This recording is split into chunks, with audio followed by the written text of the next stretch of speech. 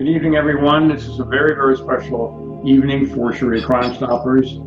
As you know, we're part of United West. We've got this theme of one team for one fight. The fight is becoming crystal clear. It's the 2020 fight. These webinars are every Tuesday night. We hope you enjoy them. I just want to say thank you for the response we've been getting. There is momentum. There are a lot more and more people coming forward to give us feedback and to share things with their friends. So I want to thank you for being with us tonight, but we also want to thank you for the quality of your work. Clearly, from the questions that you asked, we understand that we have a very strong group of people here. Ideally, this is the team that's going to be active through the 2020 election. So with that, let me remind plenty of new people, thank you for being here. There's a Q&A button at the bottom of your screen, and again, you can click that and ask a question, and we will deal with that at the end. Our guest tonight is Trevor Loudon, and our co-host is Mary. Mary deals with the questions, so good evening, Mary. Good evening, Dick, and thank you everybody for coming tonight. Absolutely, get those questions ready, and thank you, Trevor Loudon, for being with us. Look, it's always a pleasure, guys, and I'm looking forward to meeting the audience. So I'm sure most folks know who Trevor Loudon is. Trevor Loudon is a supreme researcher from New Zealand, cares about the country, cares about freedom, is a blogger and a researcher and an author and a filmmaker. And we'll talk about all of that as we go through. Tonight, a very, very serious topic. The 2020 election is in play. You see that every day, multiple times a day, in terms of the way the news is broadcast and slanted. But the enemies within is the theme that Trevor has been dealing with us. Some of you may remember the movie Agenda. When I saw the movie Agenda, my life was changed. And there was a voice on that program, and that was Trevor. And so Trevor's been teaching us the enemies within ever since. Tonight, we're going to talk about the way that anti-Trump voters are being mobilized every day with the Marxists and the Socialists. Trevor is the person that introduced us to Frank Marshall Davis, helped us understand the strategy and the incredible orchestration of the Obama candidacy and presidency. And tonight he's going to give us that kind of information as we approach the 2020 election. So Trevor, welcome again, and please get us going on this topic. Well, thanks very much, Dick, and thank you, Mary, and thank you to everybody out there tonight. Now, I want to start with this. You know, every election they say that the next election is the most important election of our lifetimes. Well, this one actually is, and I want to say why I say that. Now, the next election will decide whether we are basically on the road to a socialist communist state in a few months' time, or on the way to a period of sustained prosperity, increased liberty, and towards a much better future. I don't know what's going to happen in the next election, but I can tell you it's either going to end up being a lot worse or a lot better. It won't be the same. So, two things we need to consider before we even start. Now, you know, we've been told for many years that communism doesn't exist in America. It's all gone. It's no longer exists. I hope by the end of this session you'll realize that that's a complete fallacy. And just remember, you know, like people say, well, we defeated the Soviet Union. Well, okay, we defeated the Soviet Union. Imagine a tumor in your body. You've got a cancer in your body, and you cut 90% of it out, you know, and then for 25 years you do nothing about it. What's your body going to look like by the end of that? And that's what we've done with communism. We pushed the Soviet Union into a major retreat. We didn't defeat China. We didn't defeat North Korea or Cuba or Vietnam or many of the other countries that have gone communist since, most of Latin America, most of Africa. And so it's now spread. It's in every college campus. It's in the Democratic Party. It's in our media. It's in Hollywood. It's Black Lives Matter. It's the Women's March. It's the Dakota Access Pipeline protests. It's Antifa. It's all over, people. It's determining everything we do. It's transgender pronouns. It's political correctness. All this is Marxism, all of it. And it's the dominant force in our society in many ways now. So another thing to consider, you know, people say, well, if we lose this next election, well, we'll just fight the next one, you know, and we've been saying that for a long time. Well, Hillary Clinton promised in 2016 to legalize every single illegal immigrant in the country within 100 days of taking office. Now, you just think about what that would mean. Now, according to Massachusetts Institute of Technology, there are 22 million illegals in the country today. Some people say it's 40, 45 million. But let's just go with 22 million. That's MIT. Now, if they are given citizenship and voting rights, as Hillary Clinton promised, and the next Democrat president will deliver, that will give the Democrats 15, 16, 17, 18 million new voters overnight. Now, considering that Mitt Romney lost his election by 2.5 million votes, and Donald Trump won his by about 200,000, and lost thanks to the wisdom of your founding fathers and the Electoral College, and lost the popular vote by 3 million, you can understand what 15 or 16 million new Democrats overnight will mean. We will lose Florida straight off. We will lose North Carolina, Georgia, Arizona, and probably Texas. You know, as well as a whole bunch of other states around the country. You will never elect another Republican president. It will be a one-party state from that point. So we're one bad election away from a one-party state now. Now, I will, and what will that state look like? Well, I say this in my movie, Enemies Within, and I hope if you haven't seen it, you watch it. I say there are about 100 members of Congress right now who are so enmeshed in neo-communism, Muslim Brotherhood front groups, involved with the Cubans, the Chinese, or the Iranians, or the North Koreans, they couldn't pass an FBI background check to drive a school bus. But there are no background checks in Congress, none whatsoever. The same situation is happening in the US Senate. 20% of the Senate and 20% of the House are basically working for the other team. Of the 23 Democratic candidates in the race, at least 15 of them are Marxists, including all of the top 5. That is Biden, that is Kamala Harris, that is Elizabeth Warren, that's Pete Buttigieg, and of course Bernie Sanders. They are not socialists or progressives. All of them are Marxists. You know, Joe Biden has been working with the Soviet Union since 1972. He's been working to the advantage of Moscow all that time. They got him elected. The KGB basically got him elected. Pete Buttigieg's father was one of the leading Marxist Gramsci scholars in the world, and he has worked with Marxists all his political career. Elizabeth Warren is heavily involved with Democratic Socialists of America and Liberation Road, which is a pro-Chinese communist group. Bernie is a communist. We don't even need to talk about Bernie. And Kamala Harris is the daughter of Marxists who were founders of the Black Panther Party. Well, they were founders of the precursor to the Black Panther Party.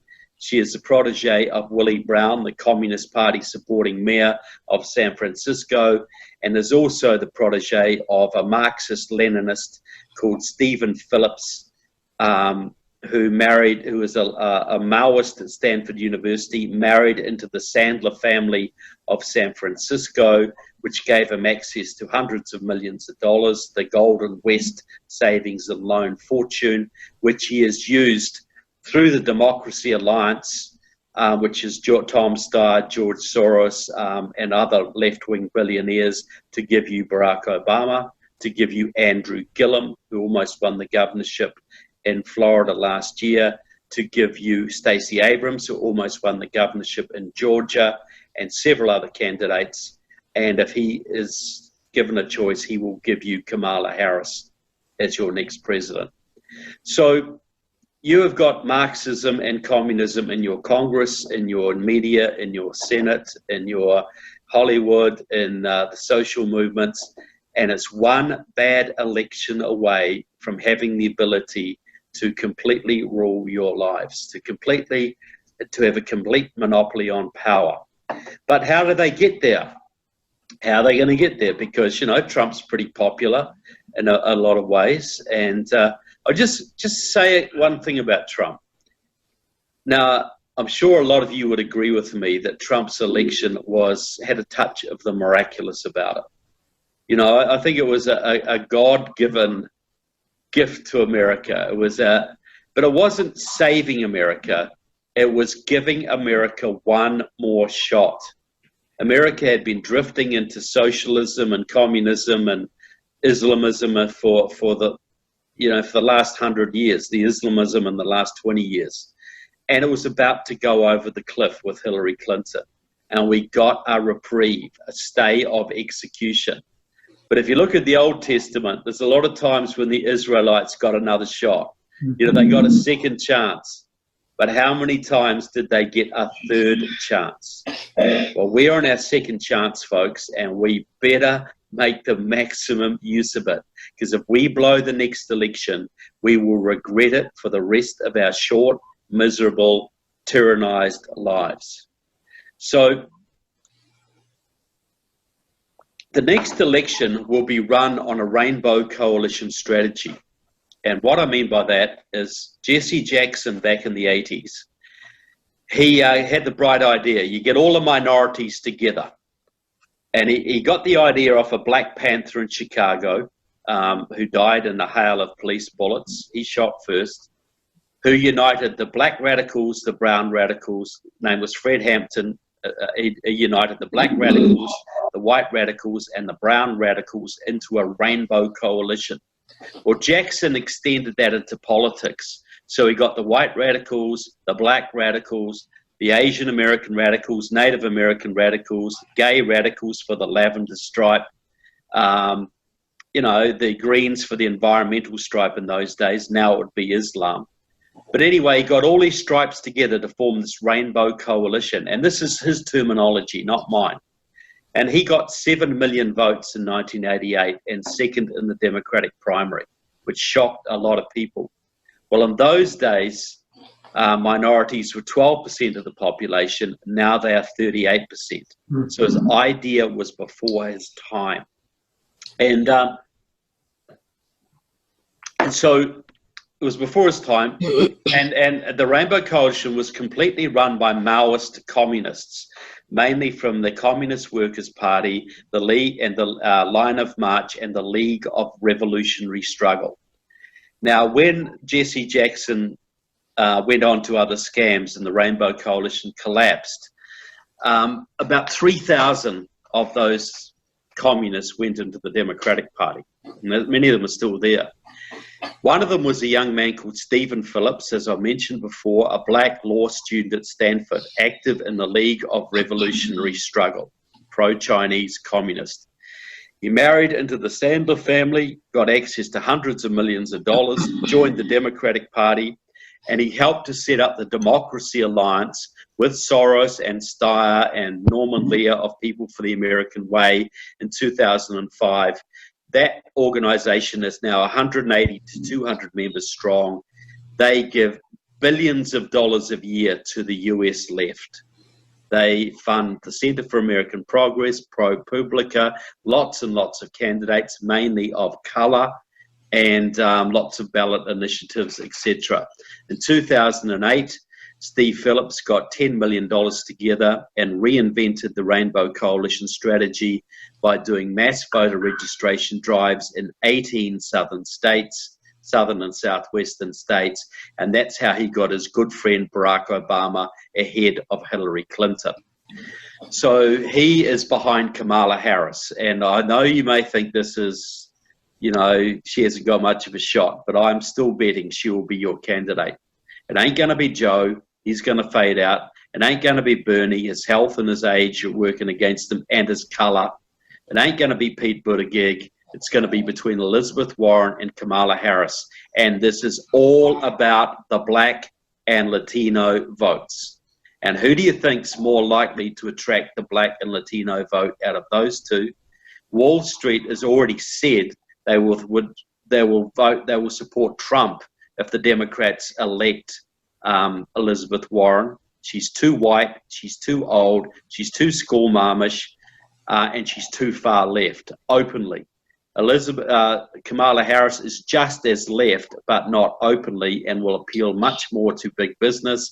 She's already got the Hillary Clinton support behind her, and she will get the Bernie base and the Elizabeth Warren base when those candidates fade out. And Trump will be facing a white, young, reasonably good-looking female of color, which I don't think he's expecting to face. But anyway, whether I'm right or wrong on that, all of them are Marxists. Every single one of them is a Marxist. So the next, Donald Trump Jr. said recently that the 2020 election will be communism versus socialism. And he was not kidding. Not at all. So what the plan is this. There's going to be no going to the middle. Forget the Democrats in the middle. They've already burned off all those white union guys out in Pennsylvania and Ohio. They really have gone so far left, they've destroyed a lot of their old traditional base. So what have they got left? Well, Steve Phillips wrote a book called Brown is the New White. It's a New York Times bestseller endorsed by Barack Obama and Nancy Pelosi. It is the Bible of the Democratic Party today. Phillips argues this. Democrats, forget the middle. Stop spending hundreds of millions of dollars trying to get 1 or 2% of the voting public to go your way. There are tens of millions of Democratic-leading voters of color, especially in the southern states, who are rock solid Democrats, but they don't vote. Go for them. Use all your money to sign them up and get them to the polls. For instance, in Arizona, Trump won Arizona by 200,000 votes, but there were 600,000 Latinos in that state who could have voted but didn't. And they got amongst them, and that is why the Communist Party supporter, Kyrsten Sinema, is now the senator from Arizona. They did. Now, if anybody's from Virginia, you need to study this, because one of Steve Phillips' main groups that he works with Democratic Socialists of America, Communist Party USA, but the big one is a group called Liberation Road. It was called Freedom Road Socialist Organization. It is the Maoist communist group in America. They are behind Black Lives Matter. They were behind the Women's March. They are behind political correctness, white privilege. They have huge influence on American society. They're very well funded. They control a whole bunch of big non-profits. They're embedded in the Ford Foundation, embedded in a lot of major labor unions, and they are a hugely powerful communist group allied to communist China. Now in Virginia, if there's any Virginians watching tonight, I know that you were a red state not very long ago, and you thought you always would be. Well, there is a group in Virginia called the New Virginia Majority. That is a front for Liberation Road, run by a man called John List, an old Maoist. He was active in the Rainbow Coalition many years ago.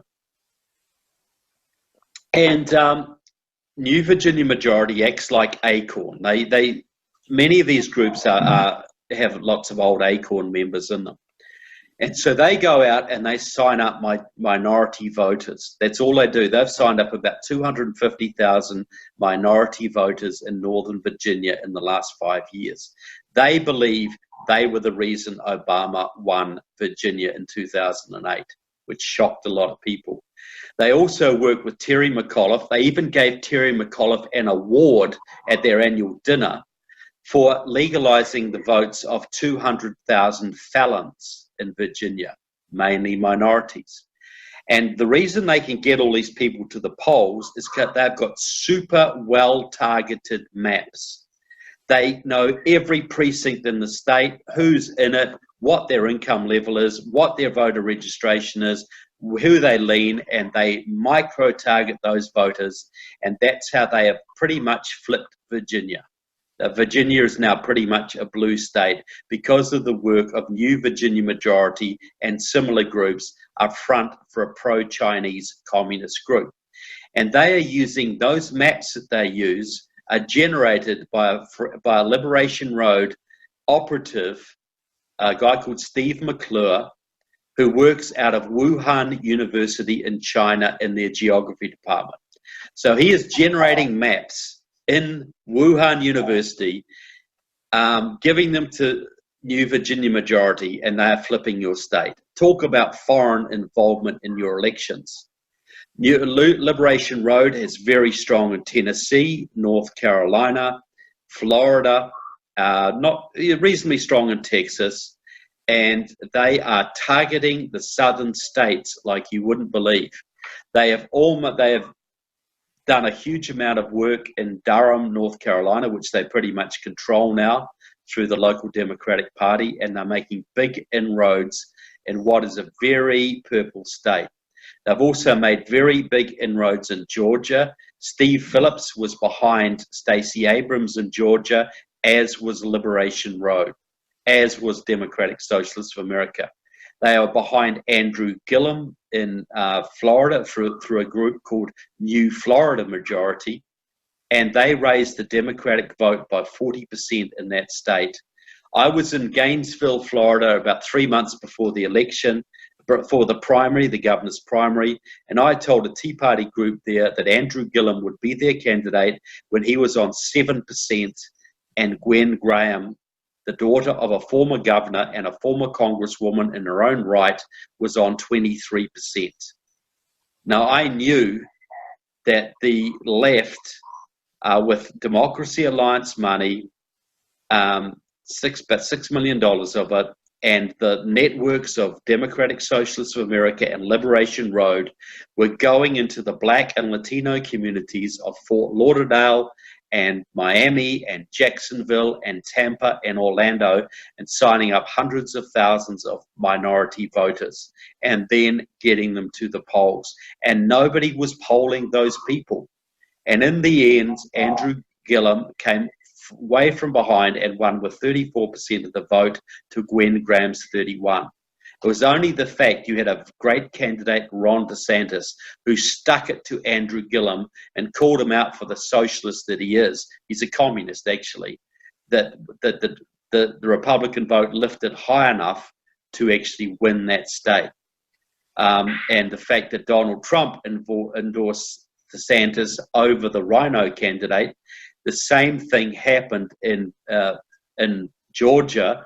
Donald Trump endorsed the insurgent against the Rhino Republican favored candidate, and Brian Kemp stuck it to Stacey Abrams and just won that state. So we almost had communist governors in 2 southern states. And thanks to Trump and gutsy Republicans in the grassroots, we didn't. But the same communists in Florida also had initiated a referendum that gave 1.4 million felons the right to vote, a complete communist operation done by Liberation Road.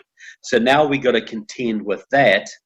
They did the same thing as they did in Virginia, getting the felons to vote. And guess which party most of those people are going to vote for? And guess what Liberation Road is doing right now? They're going into the prisons and halfway houses to sign these people up and anyone they can find to get back on the voting rolls. So we got a huge job ahead of us in Virginia. You saw this also happen in Alabama with the Roy Moore Senate race. You know, Roy Moore should have easily won that race, but he got in trouble with the scandals. And then Steve Phillips put about $4 or $5 million into Alabama. They invigorated the old communist networks that have been there since the 1960s, the civil rights era. They mounted a vote or die campaign, telling the blacks if they didn't vote Democrat, the Klan was coming back, and they won with 20,000 votes. Huge upset. Now, CARE in Alabama, the Council on American Islamic Relations, which was part of this Marxist coalition, claims the victory is theirs because they signed up 20,000 Alabama Muslims, and that was told them all to vote Democrat, and that was the margin of victory. So we have got a huge issue here because, you know, we're looking at the frontline states being Ohio and Wisconsin and and Minnesota, which I think we can win. We're actually gaining ground in the Midwest. The other thing they did, they also went into Texas, and they have several Marxist groups in Texas. The old Acorn in Texas, for instance, controlled by the Communist Party, funded by Steve Phillips and the Democracy Alliance. They almost beat Ted Cruz with Beto O'Rourke by signing up hundreds of thousands of Latino and Black voters in Houston, Dallas, San Antonio, etc. People that didn't normally vote. Now, they've got a Marxist running now, backed by the Democracy Alliance, a Latina woman who's going to take on John Cornyn in 2020. And Cornyn's not as gutsy as Ted Cruz, I'll tell you. So he's going to be in for a big fight. Now, we all got to understand, if they win Texas, which they're working on like crazy, you take the Electoral College votes from Texas, the second most populous state in the nation, add them to the Electoral College votes from California, which they've already got through illegal immigration and these same tactics, they win. You cannot beat those totals. If they get Texas, they have America forever. It's a blue, then a red, communist red America. So we're really in the gun, people, and whenever I hear the Trump people or whatever say, we're going to win in a landslide, we're going to bolt it, they are delusional. We can win in the Midwest states, but we've got a huge battle on our hands in South Carolina, Georgia, Florida, Arizona, and Texas, because that's where the minorities are, and that's where the money is going. Now, if that's not depressing enough, John Liss, the head of New Virginia Majority, has got a group going. It's called the State Power Caucus, and it groups 22 Acorn-type organizations focused on 18 states, mainly in the Southwest.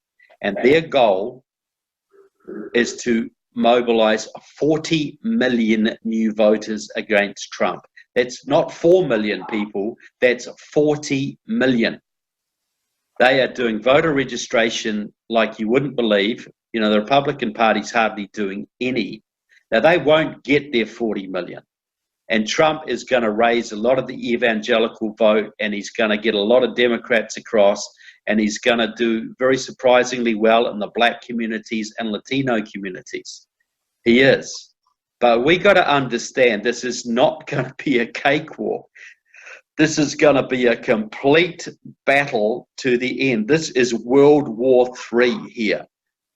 Because the next election will decide whether we live on as a free country and whether the West survives, or we have world communism and Islamism with nothing we can do about it. That's the stakes here. Now, just add another little red card, wild card here, and you have hearing this here for the first time, because I've written one article about it, but nobody's talking about this. Mexico now has a communist president, Obrador, AMLO as they call him for his AMLO initials, AMLO. He's a pro-Cuban communist, a member of the Sao Paulo Forum, which was set up by the Brazilian communist leader Lula and Fidel Castro in 1990 with the express purpose of regaining in Latin America what communism had lost in Eastern Europe. And because of the Sao Paulo Forum, Nicaragua went communist, El Salvador went communist, Brazil went communist, Venezuela went communist, Chile went socialist, Argentina went socialist, Uruguay, Paraguay, the whole lot, Ecuador as well, and Peru. Now, Bolsonaro, the great anti-communist, is now the president of Brazil, so they had a huge setback there, and he is a great ally of President Trump. I think Bolsonaro could be the Thatcher to Trump's Reagan. Two of them could wipe out communism in the Western Hemisphere if they both survive the next election. So Democratic Socialists of America is working with Brazilian communists to destroy both Trump and Bolsonaro. But in Mexico, this is the real threat because they have a communist president there now. It doesn't mean Mexico's communist. It isn't. But what I'm hearing is the ruling party of Mexico is going to go hard left after their midterm elections next year. They know it will destroy the economy, but that's great. That's part of the reason they're doing this, because they are working very closely with Liberation Road here in America. The Liberation Road is running interference for the Mexican communists, trying to make sure the wall doesn't get built, trying to make sure as many refugees get across the border as possible and get into the voting polls, because they regard the Mexican situation as the biggest road to a socialist America. Because you think about this, people, you know, Venezuela had 10 million people, and socialism so wrecked it that about 3 million have left the country and are now refugees here, where they tend to vote Democrat, believe it or not, and Colombia and Brazil and other Latin American countries. We got 128 million Mexicans on our border, people. What do you think's going to happen when Mexico goes full on socialist, when the economy is in the tank, where they're living in poverty? Where do you think they're going to go, people? Where do you think 128 million of Mexicans want to head to? You know, that 2,000-mile border to their north with all the wealth and prosperity in the world. What do you think they're going to do? The Mexicans are deliberately going to drive their country into the tank, working with American communists to flood this country with maybe tens of millions of Mexican illegals, refugees, whatever. What do you think that's going to do to Texas and Florida and New Mexico and California and Arizona? We better get that darn wall built real quick, people, and we better be prepared to defend that border, because if the communists have their way, and Mexico will be backed by Russia and China, just as Venezuela is, just as Nicaragua is, they will be backed by Russia and China. We will have Russian and Chinese troops on Mexican soil, people, helping this.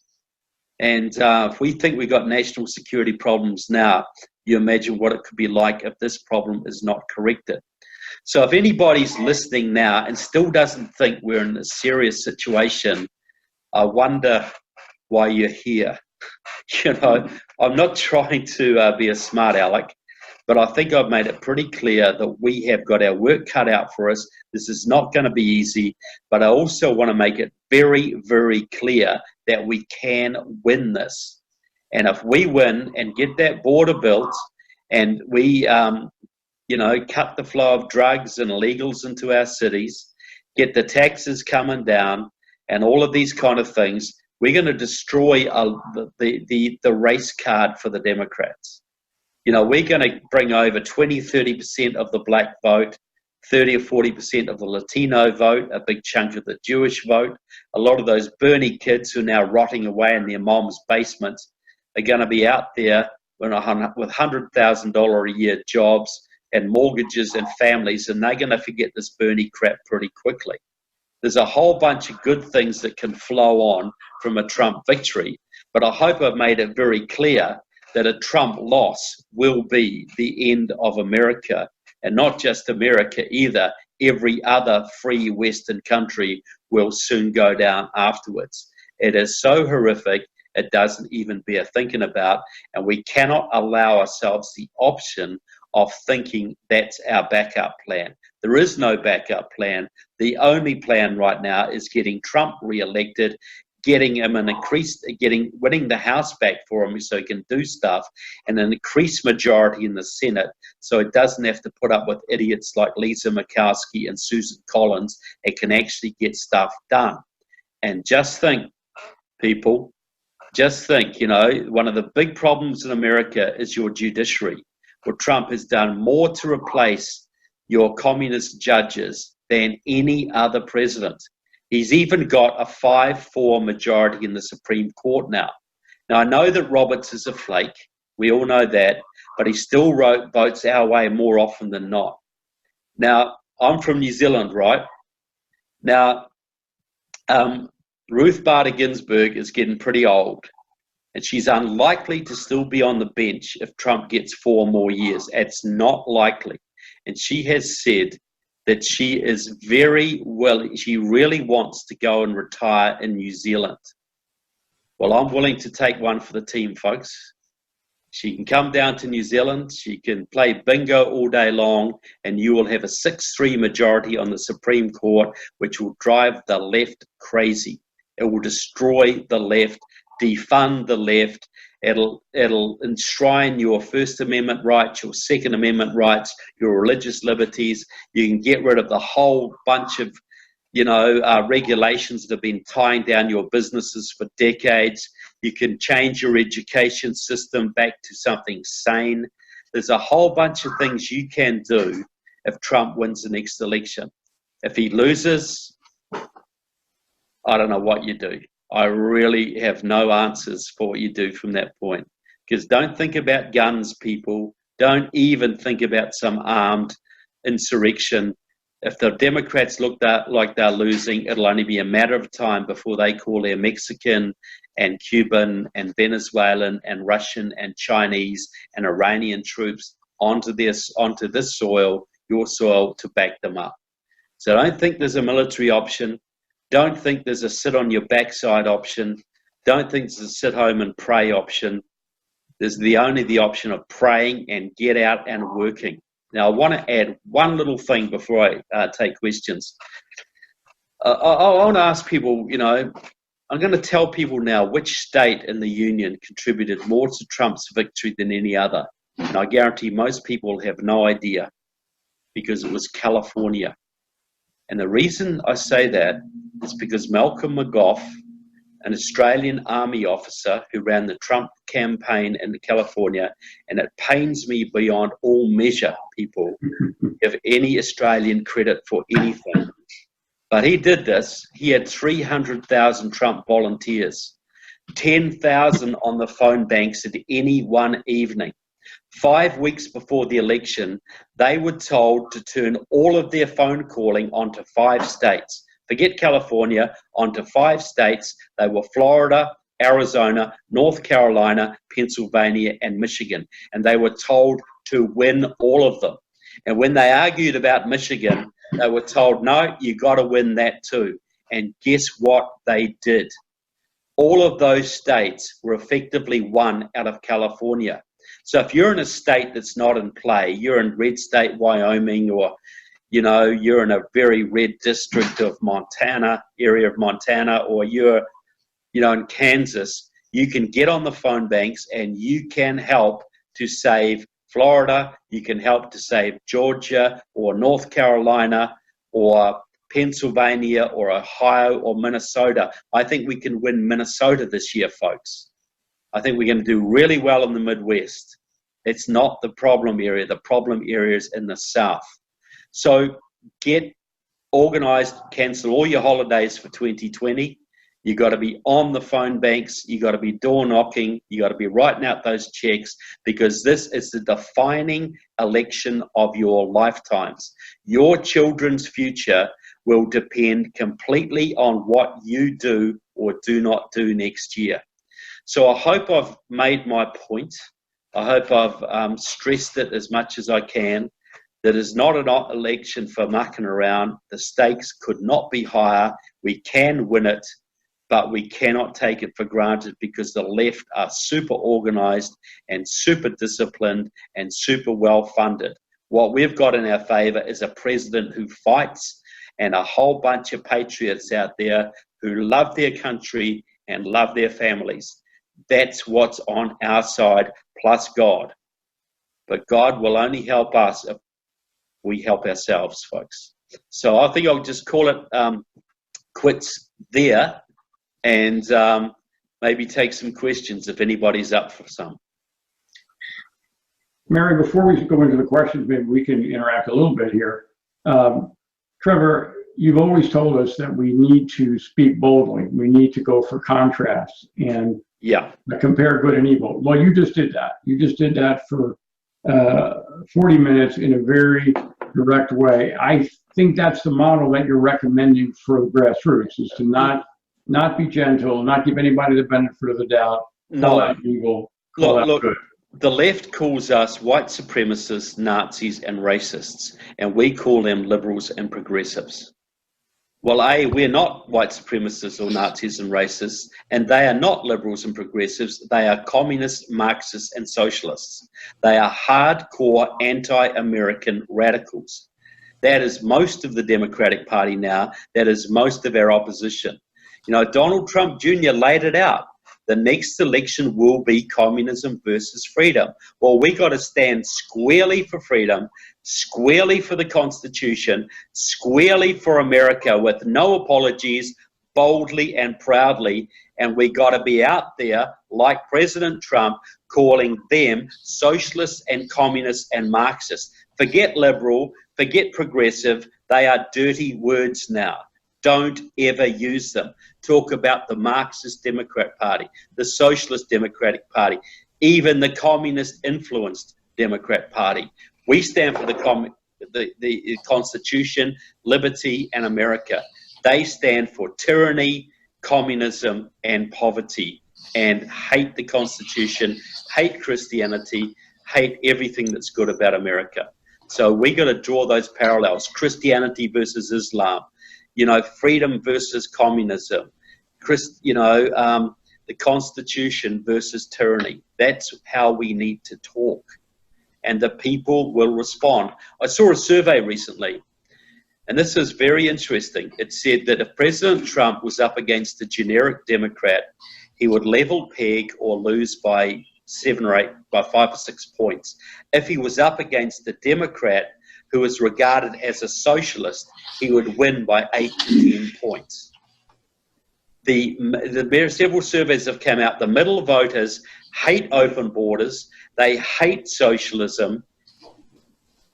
But unless we fly the flag of liberty, they'll either not vote or maybe just soft vote Democrat, because they don't understand that Democrats are socialists and they don't fully understand the implications of the Democrat open border policies. So absolutely, we got to further polarize America to save America. We got to draw a very clear line between what is good and what is bad, between what is freedom and what is slavery.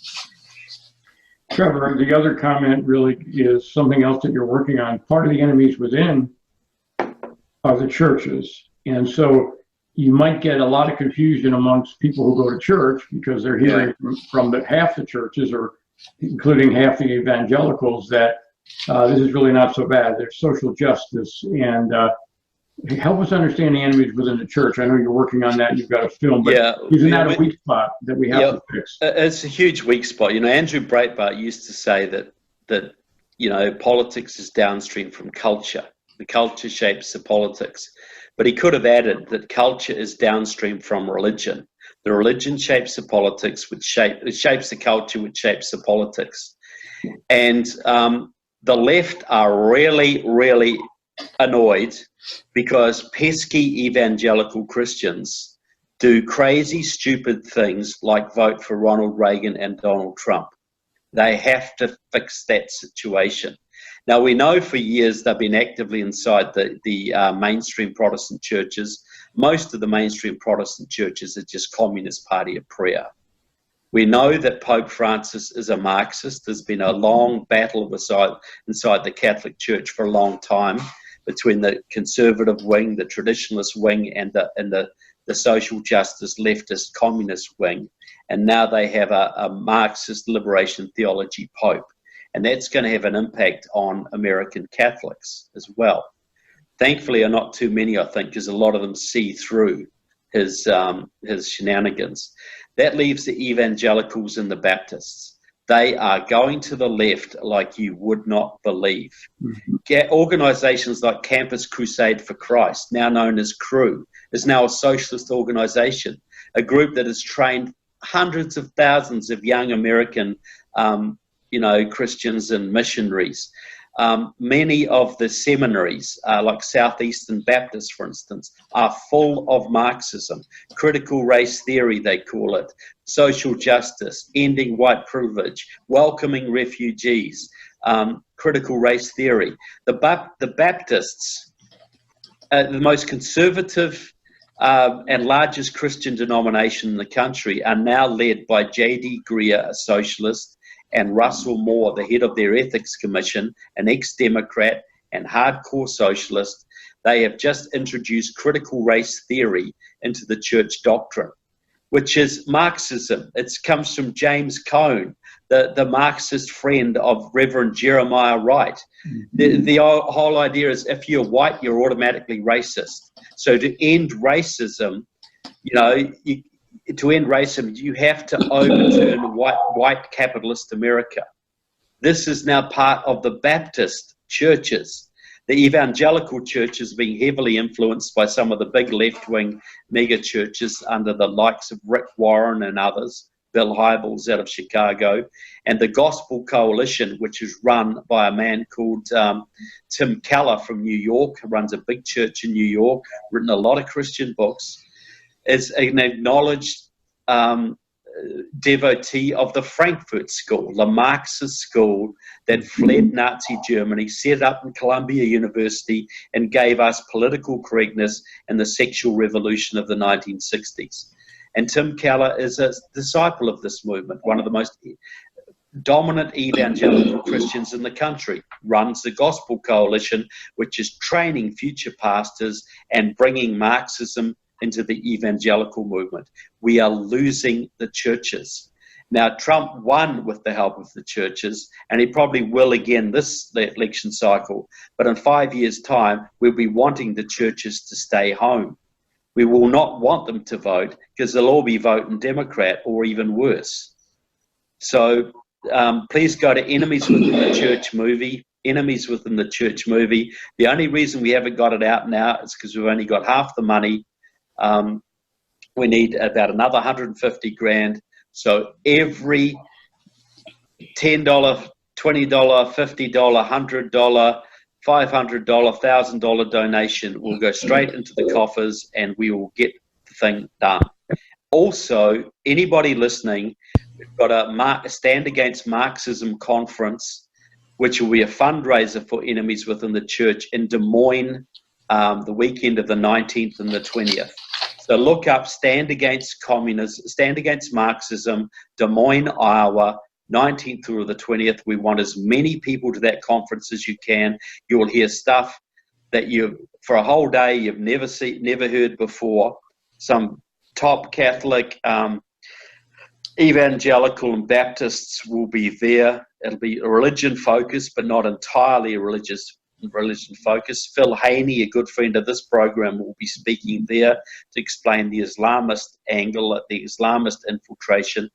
And Stand Against Marxism will definitely be worth coming to. So look that up online. Stand Against Marxism, Des Moines, Iowa, October 19th and 20th, I believe it is. And come along, register, and join it. It'll be a rip-roaring convention, and you'll learn stuff you'll never hear anywhere else. Mary, we've got lots of questions, and people have been patient. What an opportunity to ask Trevor Loudon the question. Mary, get us going, please. All right, yeah. Good stuff, Trevor, and I hope people are heeding your message because it's critical. This election cycle is critical, and you've made it very crystal clear. Okay, we do have quite a few questions. Let's go with John to start it out. The way I see it, we need to get the word out that the mainstream media is lying to the public about Trump and the conservative right. What will we need to do to make that happen? It's like trying to fight an opponent with both hands tied behind your back.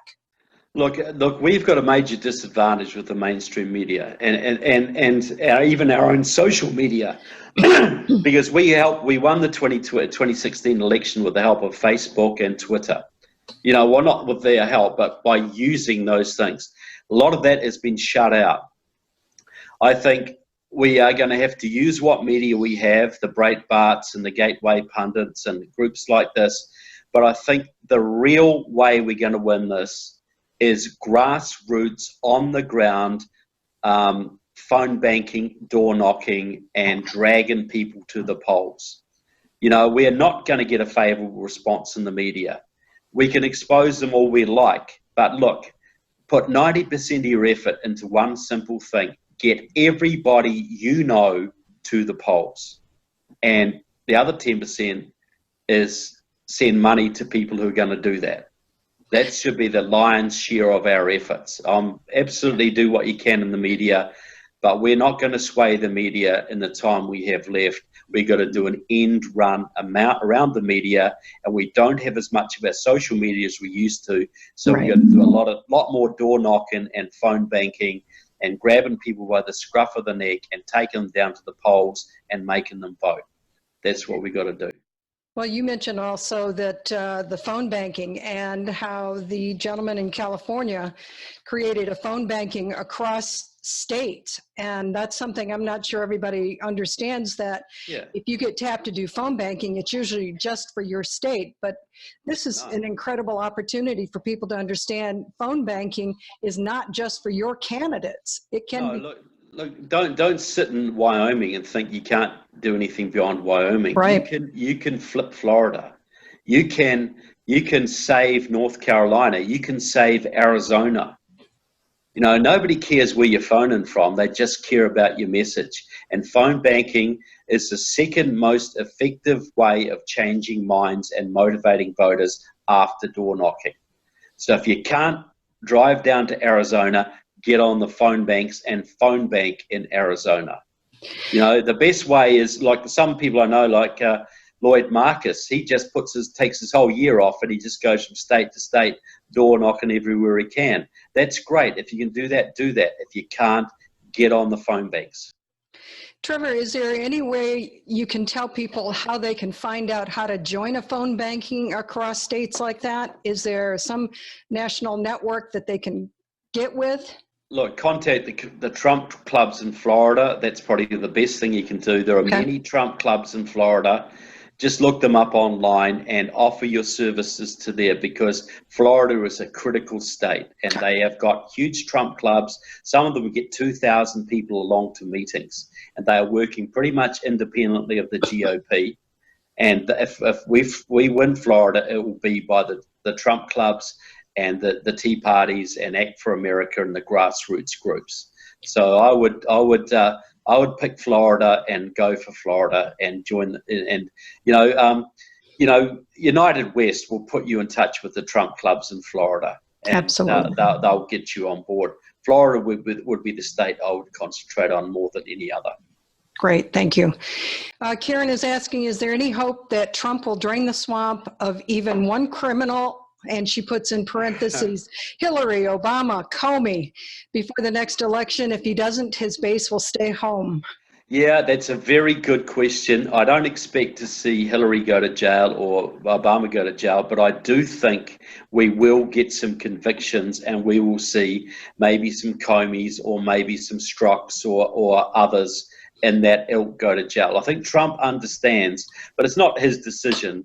But I think Barr understands that the American, that justice delayed is justice denied. Justice must not just be done, it must be seen to be done. And I think we will get some convictions. Not as many as me or you would like, but we'll get some. Look, people, if we really prosecuted treason in this country, and we're going to have to if this country's going to survive, we would be looking at tens of thousands of cases. Tens of thousands of them. With all the Russian and Cuban and Chinese agents operating in this country, there's probably upward of 100,000 at least that should be prosecuted and jailed, or at least deported. Well, we've got a couple questions asking if you know anything about UN troops in the United States, that some folks are hearing that independent newscasters are saying they're here. Look, that is possible. I don't know. I've never had any corroboration of that. But you've got Russian Spetsnaz in America all the time, crossing the Mexican border, getting dropped off out of submarines off the Washington coast, checking out, infrastructure in the United States. You've got Cuban troops here. You've got Hezbollah here. You don't need the United Nations. You've already got all your enemy countries with their people here already. Okay.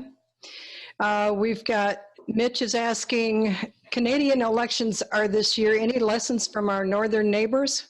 Yeah, well, look, go hard. You know, the Canadian Conservatives are challenging Trudeau. They're going after him hard. They're challenging him on why he left a school he worked at once, and the sort of inferences that he might have had a relationship with a student. They're nailing him on his political scandals. They are actually fighting. The lesson is people elected Donald Trump not because they thought he was a saint, but because he would fight. They didn't elect Mitt Romney because Mitt Romney had Obama on the ropes in the first debate and then let him go in the second debate. He was not a fighter. The lesson is fight, call names, name the enemy for what they are, and give no mercy and go hardcore. This is not the election for moderates. This is the election for enthusiasms. The left's base is enthusiastic and fired up. We have to get our base even more enthusiastic and more fired up by attacking the Democrats and going for the Constitution and proudly proclaiming American values and standing up for the president. That will get our enthusiasm up, and we will beat their enthusiasm because there's still more of us than there are of them. But the trouble is Republicans for decades have been the wimpiest lot you can imagine, and half of our base has stayed home, and the Democrats win by default. That's what's happened. Well, we've got somebody telling us that there's a march in DC on October 17th to let the legislators know we do not want impeachment starting at 10 a.m. So there's an announcement for everybody that wants to attend. Yeah, we've got to stand strong. We've got to fly the flag. We've got to wear our MAGA hats. We've got to wear our T-shirts. We've got to get on Facebook, Twitter, everything we can while we've got it. We cannot be quiet about this. You know, we either got to fight hard and win or at least go down fighting. That can be our only two options.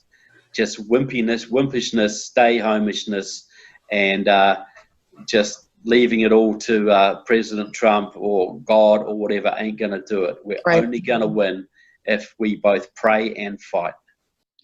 Well, there's somebody asking about the Canadian Trudeau election. Anything that they can do here to help sway the voters in Canada? Yeah, well, look, legally you can't. Look, you can do stuff on Facebook. You can do stuff on Twitter. Encourage the Canadian Conservatives. Say, look, we're behind you. We're backing you. We're right up there. You know, Trump, you know, has encouraged the protesters in Hong Kong. Trump encouraged the protesters in Iran a while back. Trump has encouraged the Brexit fighters in England. Trump has encouraged the movements in Italy and Hungary that are taking their country back. Trump has encouraged the people, and Americans have encouraged the people in Brazil. So, yeah, we can't send them money. We can't go and door knock for them, not legally. You can't phone bank for them, but you can offer them as much encouragement as possible on Facebook and Twitter, and even letters there to say, look, we're relying on you guys. We win for conservatives here. We're going to have a conservative North America, and we're going to beat back socialism in both countries. Are you with us? Those kind of messages. Well, we've got somebody asking about, is there an organization in Minnesota that is combating movements like the Liberation Road? And they were wondering if they got that name right for Minnesota. Yeah, Liberation Road's not so active in Minnesota. The big problem in Minnesota is Democratic Socialist America and the Muslim. The Muslim, you know, you got a huge Muslim base up there. Look, see, Minnesota's always had a problem because this goes back to 1905 when they had an abortive Russian revolution, a communist revolution in Russia, which failed. And Finland was part of the Russian Empire then, and thousands of Finnish communists took off and they went and settled in the Iron Range of Minnesota. That was a communist state for decades and still is a Democrat area now. But it's turning. They are turning to Trump up there. So, look, I would get actively involved in, there are several organizations up there. There's Act for America, Ron Branstad, and others are doing stuff up there. There's Tea Party groups. there's a whole bunch of patriot groups in Minnesota, and I think Minnesota can actually be one. So if I was in Minnesota, I would be hooking up with one of those groups, or, you know, not the Republican Party so much, but one of the grassroots groups up there that are concentrating on door knocking and phone banking, and actually get into the rural areas of Minnesota and flip a couple of those congressional seats, and actually win the electoral college votes for Trump in Minnesota, because that is actually in play. You know, that is a state we can win. It was only just lost last time. The trend across the Midwest is pro-conservative, pro-Trump, and we can take Minnesota. So if you're in that state, get active, door knocking, phone banking, pick out some conservative candidates and get behind them.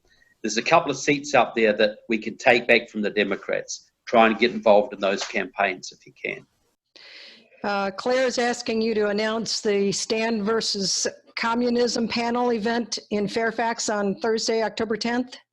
Yeah, look, if I don't have all the details, and I'm not actually going to be there, Cleo, you may not know that, but we're having Stand Against Communism in Fairfax, Virginia on Thursday night. I believe it's Republican Party headquarters, and we are really going to be active in Virginia, because that's another state we can win back for the Republicans for Trump in 2018. So maybe Claire can actually give the details. I'll watch for something. Yeah, look for Stand Against Communism, Fairfax, Virginia on Thursday night. Google it and you'll find it online, but I just don't have the details in front of me, sorry. Okay, we've got somebody asking about Montana. The Republicans here do not have a clue. Gianforte, I think is the name, Yeah, is giving up Gianforte, his congressional seat to run for governor. Thoughts on Montana? Yeah, well, Montana is a seat that, see, the communists are very actively involved in the Native American organizations. There's a woman called Judith LeBlanc who runs the Native Organizers Alliance. She's a top Communist Party member, and they just ran a presidential forum in Sioux City, Iowa, for a whole bunch of the Democrats, the first Native American presidential forum to lift the Native American vote. And they're sure you know that what's his name, Flat Top, John Tester, the senator from Montana, the Democrat, won both his last elections through the Native American vote and shenanigans on the reservations. So yeah, Montana should be red, but you got a blue senator, and you got to make sure that whoever succeeds Gianforte does not succumb to a Democrat. There's a big Democratic Socialists of America presence in that state. They have branches in Helena, Missoula, Bozeman, and even what's the one, Kalispell, and the other one that starts with a B. I can't remember the name of it. The other. Oh no. Butte. So they've got a big presence there. So Montana will be in play, and if you're in Montana, make sure you get behind the Republican candidate for the Montana's sole congressional seat, because we cannot afford to lose that one, and we could if the Democrats put up a good candidate. And I don't know if the Senate race is up for it this time. I don't think it is. I don't think Tester won last time. I don't know about the Senate race in Montana. So concentrate on winning that congressional seat. Got a couple of comments I'm going to read to you that I'm going to combine a couple of them. Have you ever appeared on Glenn Beck? And I think the answer is yes, because I think I've seen it, but also saying that you could fill a whole 3-hour program with him on radio. And then the other comment is they need somebody like you in the Trump administration. Does he have people with the equivalent knowledge to be successful in 2020? First question. Look, Glenn Beck started doing his, this is what he told me anyway, he started doing his chalkboards because of my information. So yeah, I know Glenn reasonably well. I haven't had any contact with him recently. It seems he can't get past his gatekeepers. And I also met my wife because Glenn Beck was talking about me on a podcast, and she was down in New Zealand listening to it. She was an American living in New Zealand, and she looked up my work and sent me $30. So I owe my wife to Glenn Beck. Okay, $30, eh? KiwiHusbands.com, $30. How funny. But I'd love to be on with Glenn and pump this up. And if anybody can contact him and get him on, it'd be great. It'd be great to be on with Mark Levin as well. As for people in the Trump administration, yes, there are some very clever people around Trump, but there's some real idiots as well. And Trump's fighting continual battles within his own administration and continual battles with the GOP. So look, I encourage people, if you can work with a good GOP bunch, do it. But if the local GOP is useless, get involved with Act for America, Trump clubs, Tea Party groups, or other groups. Don't waste your time with the GOP if they're not active, if they're not fully behind Trump, which they aren't in some states, like California, for instance.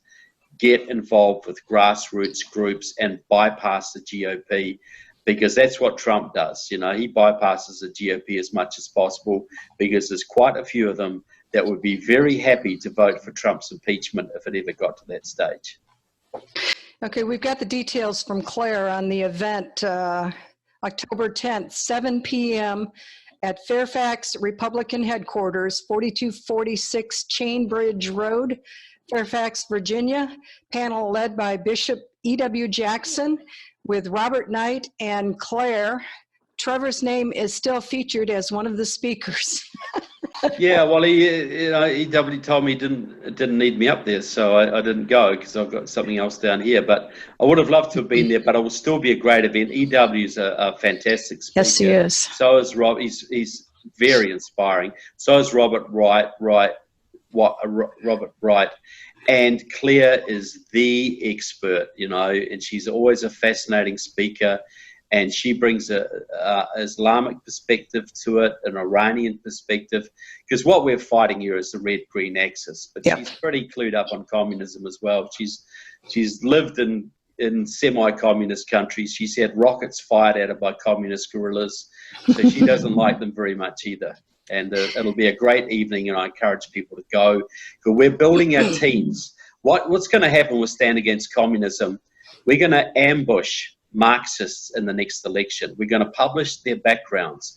We're going to expose them for what they are, including the presidential candidates, but also lower down the totem pole as well. So what we're doing is building teams in each state so that when it comes time, we can release information, we can put up billboards, we can go to town halls, record their answers to certain questions. We can post their communist backgrounds online, and we want networks of people in each state that can blast our information all over the state, you know, on Facebook, on Twitter, by email, so that we bypass the media. So we only need, 50 or 60 people in each state to do that. So if you go along to the meeting on Thursday night, you can put yourself down as a name for part of the team, and you will have a major impact there, because every state has got communists running. And if we can expose them, it sullies the name of the Democratic Party, and it might help them to lose a few congressional seats, maybe 1 or 2 Senate seats, and it may help to win the presidency. So that's what we're planning to do. Trevor, you wrote an article early this year about, and you list out all the socialists and communists that are in Congress. Every one of them is a Democrat. Is it really safe to assume that a Republican would not be a part of that as well? Yeah, look, and that wasn't all the communists in Congress. I wrote an article, the 50 most prominent communists and socialists in Congress. So I listed 50 current serving members of Congress. And that wasn't the Senate, that was just the Congress. That was about half of them. And so, look, see, the main way to infiltrate communists into the Democratic Party is through the labor unions. That's how they're doing it. And the communists have completely controlled American organized labor since about 1994. That's how they dictate policy. That's how they get their people elected, because it's hardly a a Democrat in the country that doesn't owe his job to the unions. So that's how they've done it. Now, the Republicans in some places will hang around with the unions a little bit, and in some places, especially at lower levels, you'll get leftists and Democrats who stand on the GOP ticket because that's the only way they can get elected in those areas. That happens in Illinois, that happens in California. By and large, the Republicans are not communists, with the exception of probably Dick Lugar, the senator from Indiana, who the Republicans replaced. The Tea Party got rid of a few years ago. But they have their own problems. I say about a third of the Republicans are big government progressives. Mm-hmm. A third of them wouldn't know how to tie their shoelaces, and a third of them are patriots and conservatives.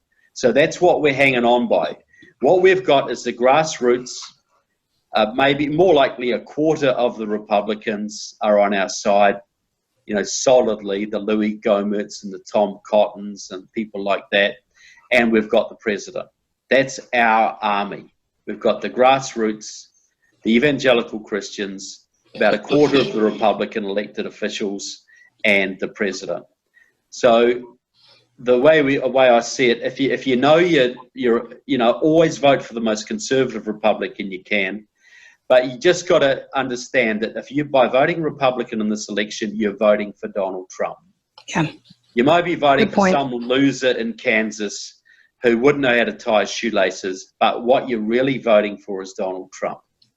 Does the Trump agenda carry on, or does it stop? Don't throw a hissy fit because your local Republican is an idiot. If we did that, we'd never win any elections. Look at the top of the ticket and decide for yourself whether the Trump agenda needs to go on. Now, that doesn't mean you shouldn't vote for the most conservative possible Republican in the primaries. Absolutely you should. But when it comes down to that general election, at congressional and Senate level, I don't know any of them are communists. I know many of them that are worse than useless, but you're not voting for them, you're voting for the president. And that's what you got to do. Good point. We've got Gary asking, is Liberation Road a new organization? You said they are now in Tennessee. How can I expose them here in the red state of Tennessee? How dangerous are they? Okay, Liberation Road changed its name in April. It was since 1985 was called the Freedom Road Socialist Organization. In Tennessee, they have a front group called Memphis for All, which has elected several city councillors. They were involved in the Berenson campaign, the Senate campaign against Marsha Blackburn. They have a slate of candidates running in Knoxville. They call it Knoxville for All, and Nashville Stands Up, I believe it's called. And they're also active in Chattanooga. If the guy emails me, I can send him some information on that. So give him my email, trevor.newzeal@gmail.com. They probably got a couple of hundred members in Tennessee, which doesn't sound much, but they control a whole bunch of labor unions, and they are basically behind the Black Lives Matter movement in Tennessee, and they work very closely with Democratic Socialists of America, which has several hundred members in Chattanooga, Nashville, Murfreesboro, Knoxville, and Johnson City, and pretty much all over the state. So those two groups, Liberation Road, which is pro-Chinese, and Democratic Socialists of America, which supports European and Latin American communists, are basically running the Democratic Party in your state. They're running Tammy Sawyer for the mayor of Memphis. They're running 3 councillors for the Nashville Council. For the Knoxville Council. They just elected a congresswoman. Just elected a councillor on the Nashville City Council, and have got about 6 or 7 others running. And they were very much behind Steve Cohen, who's one of your Democratic congressmen in the state, and they are looking to use the black population of Memphis, the huge black population of Memphis, to flip the state for statewide races. So they're coming for Tennessee big time, people. They're also similar situation in North Carolina, very active in Florida, very active in Georgia, and also have a presence in Texas and Alabama, Arizona, and some other states in the South. Okay, we've got somebody else in Knoxville wanting the same information, so I'll get with both of them. Yeah. David Hayes is a Liberation Road member running for the City Council in Knoxville right now, and he's got 2 DSA members running on a slate with him. And they elected 2 DSA members. Now, 1 DSA member last time, Seema Singh Perez. So they could have 4 communists on the Knoxville City Council after this election. Okay, we've got Lucy asking if you'd heard about the ACT event that was being scheduled at Mar-a-Lago that got canceled because of... Yes, I did. Can you believe that? Not good. Keir complains. There was Bridget, who was it? Bridget Gabriel? No. Yeah, Bridget Gabriel. Yeah, but and it was Michelle Malkin. Michelle Malkin. Yep. You know, little Filipino lady, and Yep. Bridget Gabriel, the Lebanese woman. Yep. You know, they are white supremacists, and they cannot speak at Mar-a-Lago. Can you believe that? Unbelievable, isn't it? I'm sure the president is not aware of that. But it just shows how, you know, we're getting deplatformed all over the place. I've had several of my events in Montana, which are almost in South Dakota, which are almost cancelled, and some others like John Guandalo and Phil Haney have had events cancelled. Yep. You know, and we know that that's what they're trying to do. Yep, you're absolutely right. Somebody wants to know what is going on in Michigan. Yeah, well, you know, Mr. Abdel El-Sayed, you know, who stood for governor, he just revealed the other day that he was a long-time friend of Democratic Socialists of America. So he's not just a Muslim Brotherhood fronter; he's a Marxist. So you've got Democratic Socialists of America chapters in Detroit, Ann Arbor, the Upper Peninsula, where else? Lansing, all over your state, and they've already elected several city councillors, and they've got a whole bunch more city councillors and state reps being lined up now. DSA basically runs a big chunk of the Democratic Party in that state. So that's another one under the gun. And plus you've got the huge Islamist presence in Hamtramck and Dearborn. So you have to protect your few Republican congressmen. And that would be my job in Michigan for this election. Make sure you hold your Republican congressional seats and maybe even take 1 or 2 back if possible. But that is the job. There's no big statewide races to worry about this election cycle. I don't even know if there's a Senate race. I don't think there is. So congressional races is where you concentrate in that state. Do you know of any Liberation Road subgroups in Texas? Yeah, there's. They've got a good presence in. They've got a good presence in Austin and a little bit in San Antonio, but mainly the big thing in Texas is Democratic Socialists of America. They have more than 14 chapters in the state. They've got 1,000 members in Austin alone. They're running Heidi Sloan in Round Rock for Congress. They're running a guy called, I've just forgotten the name. He's running against McCall in just south of Austin. But he's the son of Mike Siegel. He is the son of the former leader of the Communist Workers' Party. He's a complete and utter Marxist, and he only lost to McCall by about 3 points last time. So what you've got in Texas, you've got massive Democratic Socialists of America presence in all the main cities. You've got a Communist Party presence, a very big one in Houston, and they are running candidates in Houston as Democrats. And you've got a very big presence of Battleground Texas and a Flock and other voter registration groups which are funded by the Democracy Alliance, which are funded by Steve Phillips and Tom Steyer and George Soros. That is why Texas is now becoming a battleground state. It's why Beto O'Rourke lost by only 3 lost by only 3 points when he should have lost by 15 points. So you got huge socialist presence there now. They're putting organizers into Texas, lots of money, because if they won, I think, two congressional seats last time and several state rep seats. So you've got to be very, very active in Texas to make sure John Cornyn doesn't lose his Senate seat, Trump gets a big vote out of Texas, and we take back at least one of those congressional seats and hold the ones we have. That's the mission in Texas. And Trevor, tell us, you have quite a bit of the information that you've been telling us about tonight on your website, the New Zeal blog, and also in your Key Wiki. So Yeah. tell everybody how they can actually do some research of their own from all the data you've got. Yeah, keywiki.org is trevorloudon.com. I put stuff out on that, but the big repository is keywiki.org. So that's K-E-Y, key like turning the lock, K-E-Y wiki, K-E-Y-W-I-K-I.org. There's 123,000 files on that. It works like Wikipedia. You type in a name on the search box. There's blue links and red links. You follow the blue links that other activists will be mentioned, and they have got all the information on Liberation Road, Freedom Road Socialist Organization.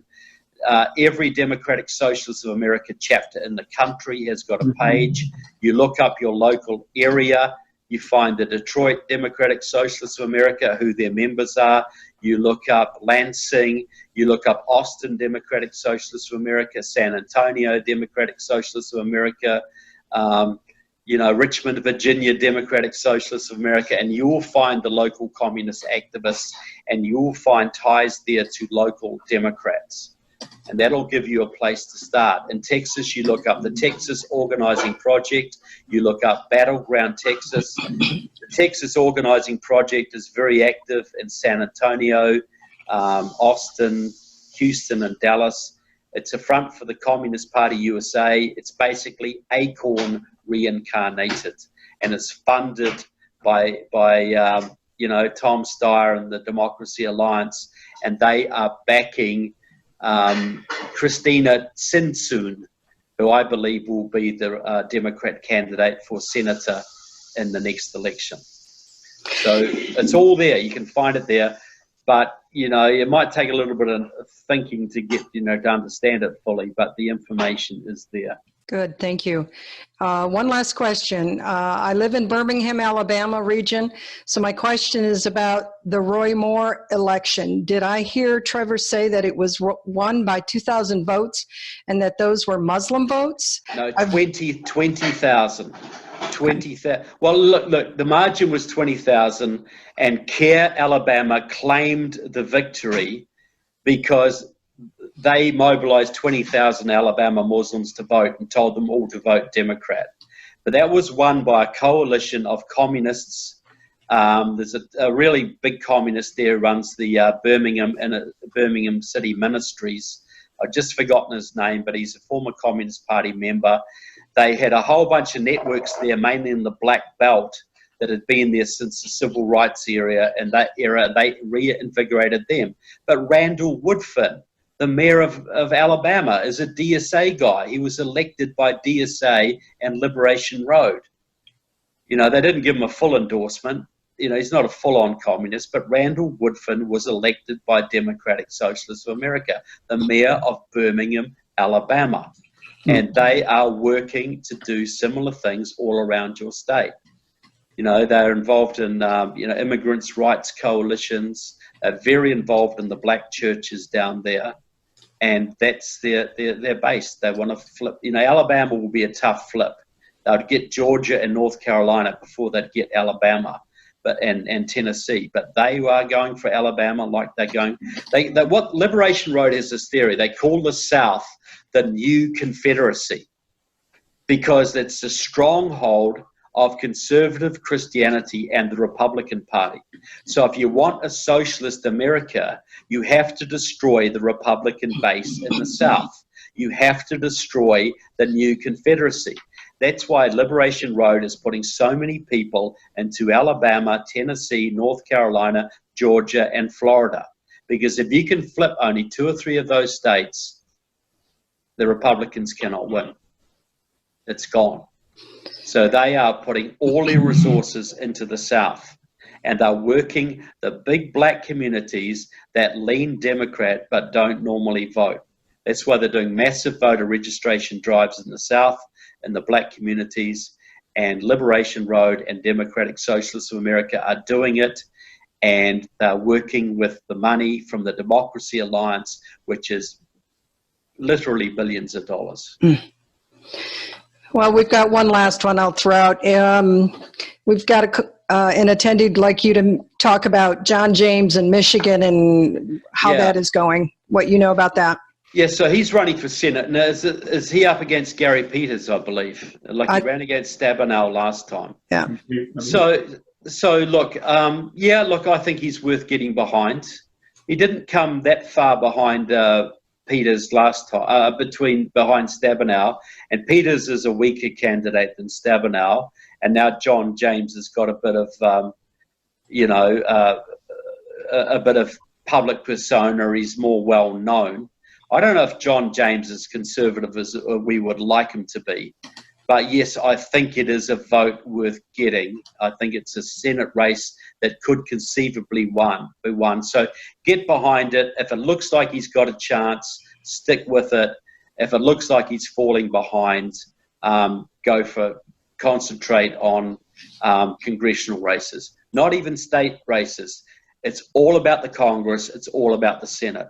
Trump has to take the Congress back so he can actually bring out legislation, and he has to get an increased majority in the Senate so it doesn't have to be held hostage by basic Democrats in Republican clothing like Lisa Murkowski and Susan Collins.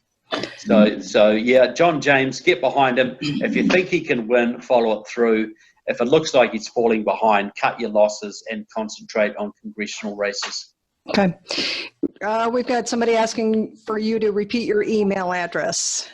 Yeah, Trevor, so that's Trevor, Trevor.Newzeal, Newzeal, @gmail.com. So Trevor.Newzeal@gmail.com. And that shows you how long I've been in America, because I actually say Z now instead of Z. Okay. All right, excellent. That's it for tonight then. Thank you. Okay. Look, a pleasure. Great to be on, Dick and Mary, and thanks to all the crew for listening in. And just get out there and do some stuff, people. If you all do what you can, we will win. You will give your children the chance to live in not just the great country you inherited, but one even greater. And that's got to be worth fighting for, folks. Amen. Thank you. Trevor Loudon, what a gift you've given us tonight. This is an education, an encyclopedic education, giving us a ground game, giving us detail about state by state that we can have and we can use and we can spread. I would suggest people who are listening, people who take a look at the webinar recording in a couple of days when it's posted on United West, use this incredible education to get other people to think about this. We've got 400 days to go, and Trevor's laid out the game plan for you brilliantly. Trevor, if you hang around with us for a few more minutes, we just have a couple of topics to cover. We're going to review some action items, Trevor, which you may want to comment on. So we're going to go through a couple of things quickly. We do want to take a little bit of what Trevor said. There is a meeting this Thursday in Minneapolis. The President of the United States is speaking. And these guys, the Antifa folks, think they're going to cause a lot of trouble for the president as they've caused trouble in other cities. So this is a challenge to the people in Minneapolis. It turns out that their protest against Trump actually has a name. It's called America is Canceled. By this they mean white American capitalism is to be canceled, and this is their motto. Fortunately, there's a human being that we know, Marnie Hockenberg, who is organizing people in Minnesota to come out and support the president in a very organized way. They have something called Make America Great Again Minnesota, or MAGA-soda. This is Marnie Hockenberg. She's a public figure in that she has videos that are out just about every day. if you'd like to see what an activist really is, you might want to Google Marnie Hockenberg on YouTube, and you'll see what she's doing. She's got 5 and 10-minute videos. She's organizing the people to come out and show their support for Donald Trump. You might want to contribute to their efforts or learn about it. Let's watch and see what happens Thursday in Minnesota. I just say on that, Dick, if you're going to go, and I encourage people to go, look, understand that the left are going to provoke violence and then blame it on you. So everybody who goes has to be super disciplined and super restrained and just go there and support the president, but do not get baited into fights. Do not get baited into name calling and whatever. Just be gentlemen, because that's what they want you to do. They get you into a fight. That'll be the only thing we see on TV for the next 2 weeks. Yep. And I think this is an example of what we're going to be seeing in the 2020 campaign over and over again. So this is a good lesson to learn. Let's see what happens in Minnesota, how people behave, and what the president has to say. Remember, Minnesota, according to Trevor, is a winnable state. It's also a state that produces a terrible number of people radicalized and going into supporting the Muslim Brotherhood around the world and in America. So what is the president going to talk about while he's there, and how are the people going to react? Let's watch that. Okay, let's look at some action items. I think Trevor's made the case that we are in World War III. We said it before. Shouldn't be any question in your mind after listening tonight. No question in your mind that the global red-green axis is at work, whether it's Mexico or South America or China. I think a lot of people, Trevor, were surprised to hear about China being behind these organizations. Absolutely. China is completely interfering in your organization, in your elections. They do not want President Trump getting reelected. I can assure you of that. So they're working every day, and it looks like they're winning. Look, the Russians and the Chinese have been working on your elections for 50 years. They spent more money during the Vietnam War to get rid of conservatives than they spent supporting the Viet Cong. Wow. Think about that. We have the U.S. Council of Muslim Organizations listed as well. That's a source for a lot of candidates around the country and a lot of money into the election. Can these activities, as we talked about it, flip these important states, particularly Florida as an example? And then we talked about the enemies within the church, a real source of weakness if we're not careful. Yeah, and look at your own church, people. There's no sense going to a meeting like this on Tuesday night than going to a communist church on Sunday. If your church is preaching social justice, welcoming refugees, all this kind of garbage, either talk to the pastor and wake him up, or find a church where you're actually going to hear truth, not Marxism, because this is far too important.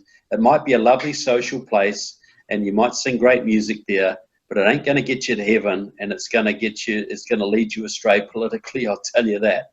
So look at your own church. Look at your own church, and either, if it's a problem church, reform it or find a better one. We're going to need Trevor's movie, The Enemies Within the Church, in our hands in March of next year in order to have an impact on the election. It is going to be a devastating movie related to that issue, the enemies within the church. So if you're listening and you can contribute to the movie, I would suggest you do that as early as this evening or tomorrow morning. We need to get that movie made. Absolutely. And get it out and use it. This will be the best money you've spent for your children's future. And give them the link to it so they can donate, Trevor? Yeah, it's enemieswithinthechurch.com. Good. Enemieswithinthechurch.com. Again, it's Donald Trump or the end for America. This whole notion of phone banks, I think for many people is a new one. Florida would be an example of a state which the president has to win. And I think that I did not know about the experience that you've talked about, Trevor, with Malcolm McGough. And even though he is an Australian, apparently he's done a remarkable thing. Yeah, look, there's some good Australians out there. All right, well, this is really significant. People you must have New Zealand grandparents or something. Something, right. Seriously, this could make a major difference, and we want people to be aware of that. Look, we have more than enough people to win this. The trouble is a lot of our people are concentrated in states that we're going to win anyway. you know, Wyoming and Kansas and Missouri and places like that. But there are marginal states that they can help to save or flip. You know, phone bank into, if you live in, Montana, phone bank into Minnesota or phone bank into Florida.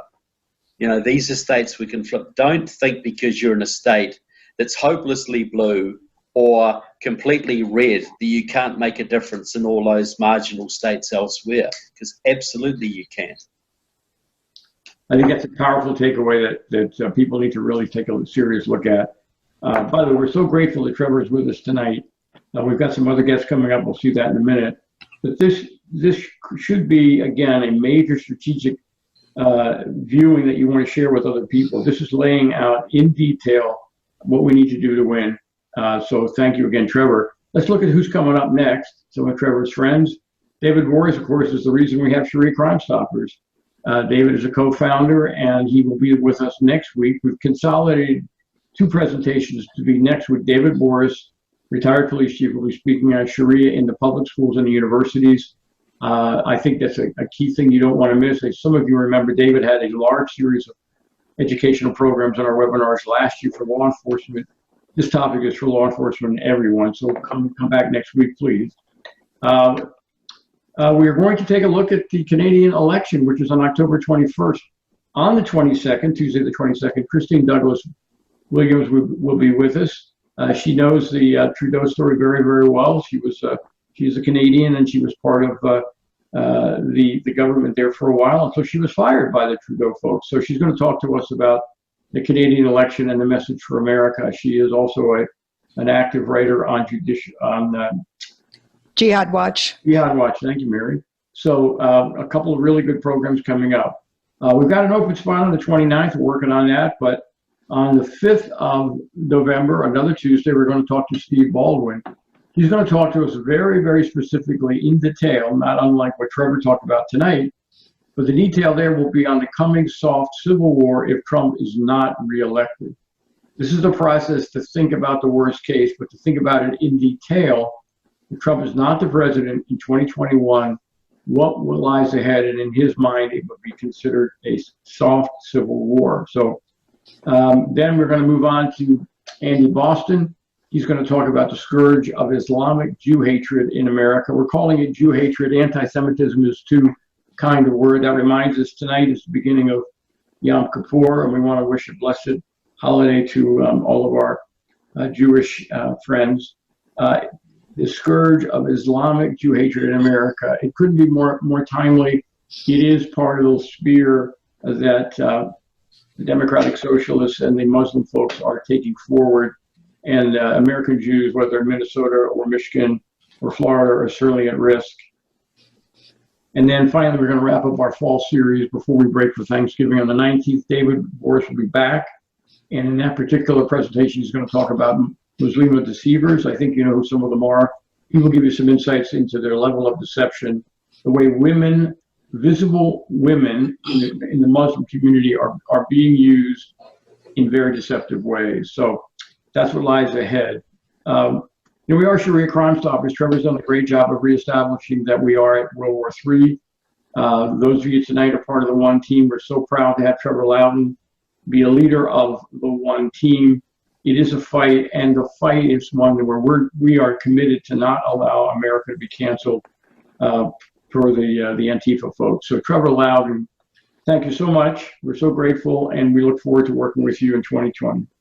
Well, thank you very much, and thanks to the audience, and thank you, Mary and Dick, for doing this. And look, it'll be good to talk to you again soon. But we got a mission, and just like America's founding fathers, that might take some sacrifices. But yeah. Look what they won for you.